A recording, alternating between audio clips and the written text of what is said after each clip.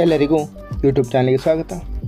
ಈ ಒಂದು ವಿಡಿಯೋದಲ್ಲಿ ನಾವು 3ನೇ ತರಗತಿ ಪ್ರಥಮ ಭಾಷೆ ಕನ್ನಡ ಪಾಠ 4 ಕಂದ ಈ ಪದ್ಯದ ಪ್ರಶ್ನೋತ್ತರಗಳನ್ನು ನೋಡೋಣ.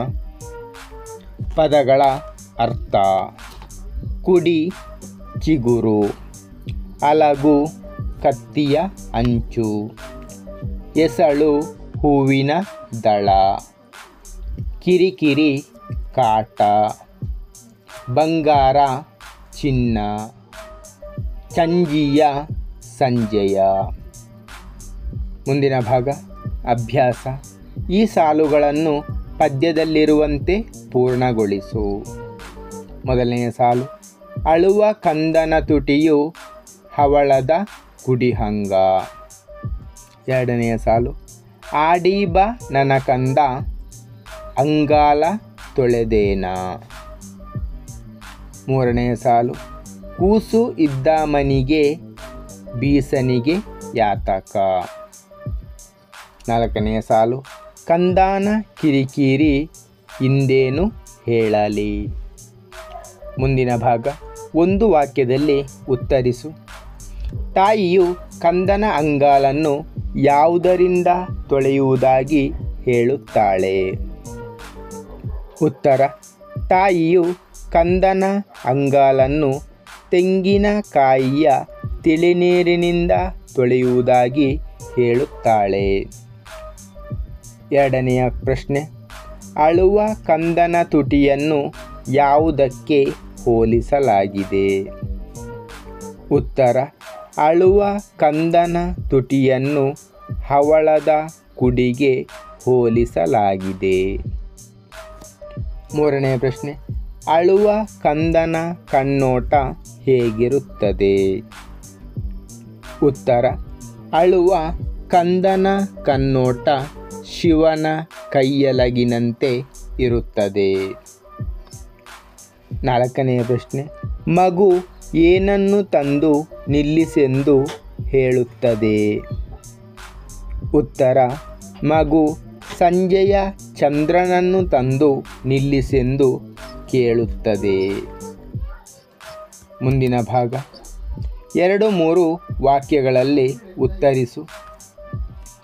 ಮೊದಲನೆಯ ಪ್ರಶ್ನೆ: ಕೂಸು ಇದ್ದ ಮನೆಗೆ ಬೀಸನಿಗೆ ಬೇಡ ಏಕೆ? ಉತ್ತರ: ಕೂಸು ಮನೆಯ ಒಳಗೆ ಹೊರಗೆ ಆಡುವಾಗ ಅದರ ಸಂತೋಷದಿಂದಲೇ ಮನೆಯಲ್ಲಿ ಗಾಳಿ ಬೀಸಿದಂತಾಗುತ್ತದೆ. ಆದುದರಿಂದ ಕೂಸು ಇದ್ದ ಮನೆಗೆ ಬೀಸನಿಗೆ ಬೇಡ. ಎರಡನೆಯ ಪ್ರಶ್ನೆ: ಆಡಿ ಬರುವ ಕಂದನನ್ನು ತಾಯಿ ಹೇಗೆ ಉಪಚರಿಸುವಳು? ಉತ್ತರ: ಆಡಿ ಬರುವ ಕಂದನ ಅಂಗಾಲನ್ನು ಹಾಗೂ ಮಗುವಿನ ಚಿನ್ನದಂತಹ ಮುಖವನ್ನು ತೆಂಗಿನಕಾಯಿಯ ತಿಳಿನೀರಿನಿಂದ ತೊಳೆದು ಉಪಚರಿಸುವಳು. ಮುಂದಿನ ಭಾಗ ಸಾಮರ್ಥ್ಯಾಧಾರಿತ ಚಟುವಟಿಕೆ. ತಪ್ಪುಗಳನ್ನು ಸರಿಪಡಿಸಿ ಬರೆ. ಬೀಸನಿಗೆ ಗಾಳಿ ಸುಳಿದವ. ಸರಿಯಾದ ಉತ್ತರ: ಬೀಸನಿಗೆ ಗಾಳಿ ಸುರಿದಾವ. ಎರಡನೆಯ ಪ್ರಶ್ನೆ: ಕುಡಿ ಹುಬು ಬೇವಿನೆಸಳಂಗ. ಸರಿಯಾದ ಪದ ಕುಡಿ ಹುಬ್ಬು ಬೇವಿನೆಸಳಂಗ. ಮೂರನೆಯ ವಾಕ್ಯ: ಚಂದಮನ ತಂದು ನಿಲ್ಲಿಸೆಂದ. ಸರಿಯಾದ ಉತ್ತರ: ಚಂದ್ರಮನ ತಂದು ನಿಲ್ಲಿಸೆಂದ. ಮುಂದಿನ ಭಾಗ ಈ ಸಾಲುಗಳನ್ನು ನಕಲು ಮಾಡು, ಅಂದರೆ ಅದೇ ರೀತಿ ಬರೆದರೆ ಆಯಿತು. ಆಡಿ ಬಾ ನನ್ನ ಕಂದ ಅಂಗಾಲ ತೊಳೆದೇನ. ಕುಡಿ ಹುಬ್ಬು ಬೇವಿ ನೆಸಳಾಂಗ. ಮುಂದಿನ ಭಾಗ ಕಂದ ಪದ್ಯದಲ್ಲಿ ಒತ್ತಕ್ಷರಗಳಿರುವ ಪದಗಳನ್ನು ಬರೆ. ಒತ್ತಕ್ಷರಗಳಿರುವಂತಹ ಪದಗಳು: ಕಂದಯ್ಯ, ತಕ್ಕೊಂಡು, ಬೇವಿನೆಸಳಾಂಗ, ಕಣ್ಣೋಟ, ಹೊಳೆದಂಗ ಕುಡಿ ಹುಬ್ಬು. ಮುಂದಿನ ಭಾಗ ಭಾಷಾಭ್ಯಾಸ ಊಹಿಸಿ ಬರೆ. ಮಗು ಏಕೆ ನಗುತ್ತಿರಬಹುದು? ಉತ್ತರ: ಮಗು ಕೈಯಲ್ಲಿನ ವಸ್ತುವಿನ ಶಬ್ದಕ್ಕೆ ನಗುತ್ತಿರಬಹುದು. ಮುಂದಿನ ಭಾಗ ಸಮಾನಾರ್ಥಕ ಪದಗಳನ್ನು ಬರೆ. ಬಂಗಾರ, ಚಿನ್ನ, ಕನಕ.